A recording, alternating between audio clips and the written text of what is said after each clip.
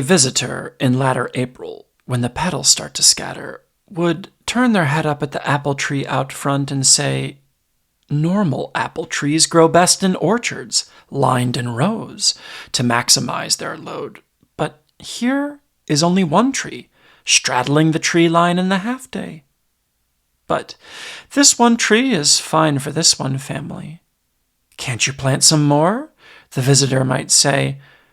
"We once had 3, but 2 were lost," the host would say. A visitor in latter April, when the petals start to scatter, would turn their head up at the apple tree out front and say, "Normal apple trees need scarecrows, or are planted close enough to roads so that the racket keeps the deer away. But nibbled fruits are fine for this one family. Can't you build a gate?" the visitor might say.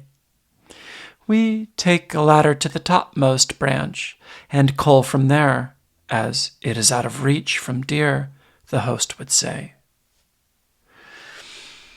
A visitor in latter April, when the petals start to scatter, would turn their head up at the apple tree out front and say, "Normal apple trees are not so wild in appearance. My orange orchard's pruned to bear best balance between pulp and rind. But crowded fruits are fine for this one family. Are you making shade or produce? Now you're moving nutrients to upper fruits, which anyway the birds will take," the visitor might say. "To prune would mean less flowering in spring," the host would say.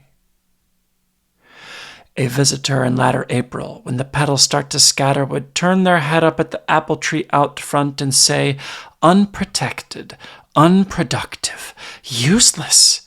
Can't you keep your trees in better shape?" But this one family won't keep the tree. "The tree is in your yard and your possession, is it not?" the visitor might say. "I'd think an owner odd if one thing in his yard possessed him so," the host would say. Like, subscribe, notification bell. Join the herd.